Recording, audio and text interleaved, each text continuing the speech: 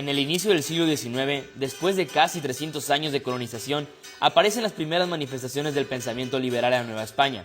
En esta etapa, el liberalismo influenciado por la Revolución Francesa fomentó la idea de la libertad y la propiedad.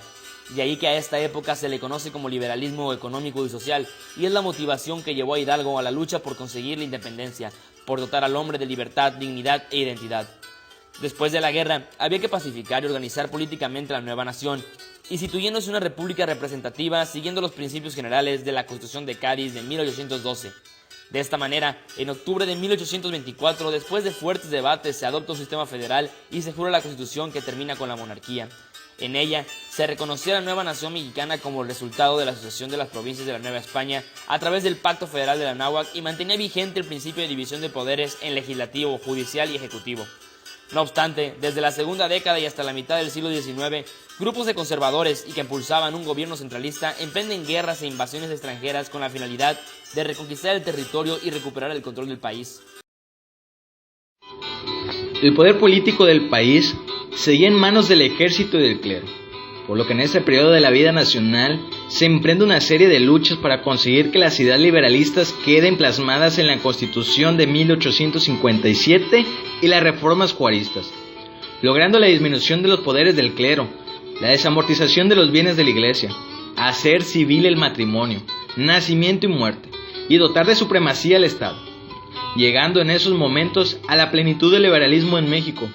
Ahora, el concepto era el conocimiento. Por ello, esta etapa se conoce como liberalismo político-jurídico. La organización política adoptada desde 1824 como República Federal fue criticada fuertemente por partidarios de un gobierno centralista, cuyos argumentos se concentraban en que la poca población de la extensa zona rural del país no hacía viable la gobernabilidad. Sin embargo, Miguel Ramos Arizpe señalaba que la enorme distancia entre las sedes del gobierno y las provincias hacía costosa y lenta la impartición de justicia, por lo que proponía la descentralización gubernamental, idea que concretó al federalismo en 1857. El liberalismo logró forjar la institución del país, dotó de libertad al hombre e instituyó el marco jurídico de México. Sin embargo, nuestro país era mayoritariamente inculto y analfabeto, razón por la cual el presidente Juárez ordena la reestructuración de la educación en el país y se crea la Escuela Nacional Preparatoria. Año más tarde, Justo Sierra sostenía que el poder legislativo era la representación popular y constituía un límite para el poder ejecutivo. Señalaba que la manera de fortalecerlo era penalizar a quienes, pudiendo votar, no lo hicieran, y para ello se concentró en dar instrucción a la población, pues todo hombre debe saber leer y todo adulto que sepa leer y escribir debe votar.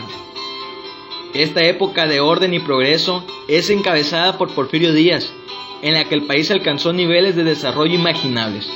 El territorio nacional se conectó a través de una extensa red de vías ferroviarias. El comercio se agilizó con el tren, se desarrollaron puertos y el crecimiento de las ciudades de provincia se registró exponencialmente.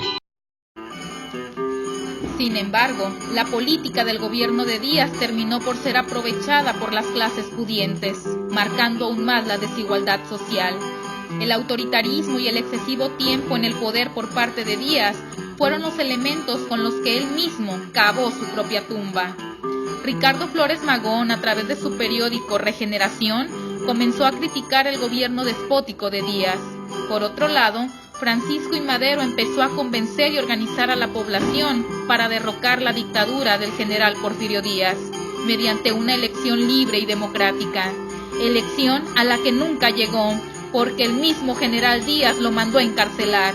Y fue entonces, hasta el 5 de octubre de 1910, mediante la suscripción del Plan de San Luis, en donde se convocó a levantarse en armas para ponerle fin a la dictadura de Díaz.